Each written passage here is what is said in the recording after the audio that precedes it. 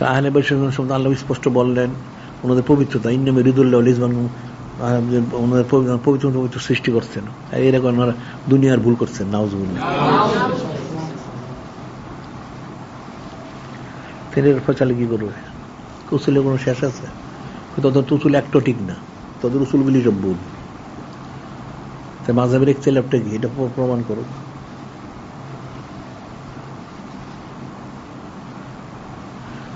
কোরবানি করা এটা যেহেতু ওসিয়ত মোবারক আছে, আদেশ মোবারক আছে, আবার ওসিয়ত পালন করা ওয়াজিব, তো ঠিকই তো আছে। কিন্তু ইয়াটা কোথায়? নিজেরটা গুনাহ না করলে তো গুনাহ হয়। সমস্ত সুন্নত পালন করেই তো ফরজ।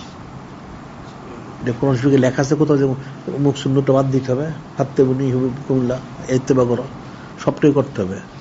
এখন ইমাম মুজতাহিদ ওনারা যে যা বুঝছেন সেই উনি ফতোয়া দিচ্ছে, ওনার কাছে, এটা আমরা কি জানি। কিন্তু সমস্ত সুন্নত পালন করা ফরজ। ফাত্তাবিউনি ইউহিব্বুকুমুল্লাহ, আল্লাহ আপনার ইত্তেবা করো, তাহলে মহব্বত করুন। কয়টা ইত্তেবা করতে হবে আল্লাহ বলছেন এখানে।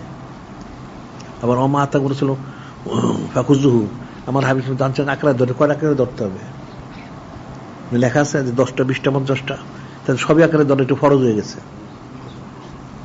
এখন ইমাম মুজতাহিদ করছেন, ঠিক আছে করুক, ওনাদেরটা ওনাদের কাছে, তা আমরা এটা করছি যে আমাদেরটা এটা ঠিকই তো আছে। কোথায় দলিল প্রমাণ করুক। কই সমস্ত ভুল দলিল দিলে আমরা গ্রহণ করবো না, দলিল তো সবই রয়ে গেছে। হযরত আব্দুল্লাহ ইবনে সালাম যেমন গোশত খাওয়াইয়া করলেন, রুখসত দিলেন, আল্লাহ পাক আয়াত শরীফ নাজিল করে দিলেন। এখন তার আয়াত শরীফ নাজিল হবে না, তা নাজিল হয়ে গেছে যে উটের গোশত না খেলে এই দিন ইসলামে দাখিলই হওয়া যাবে না। এটা কি ফরজ আছে উটের গোশত খাওয়া? এমনি এটা ওকে ফরজ হয়েছে ওনার জন্য, ওই সময়ের জন্য ফরজ হয়ে গেছে। কিন্তু সরাসরি হাবিবুল্লাহ হুজুর পাশে ওনাকে আদেশ করছেন, সেই জন্য ওনার জন্য ফরজ হয়ে গেছে। উনি না খেলে দাখিল হতে পারবেন না। এখন তো অনেক উটের গোশত চোখেও দেখেন না, ওটার ফয়সালা কি হবে? তবে কেউ যদি খাইতে পারে অবশ্যই সে বরকত লাভ করবে, ফজিলত লাভ করবে। তো উসুলের তো কোনো শেষ নাই।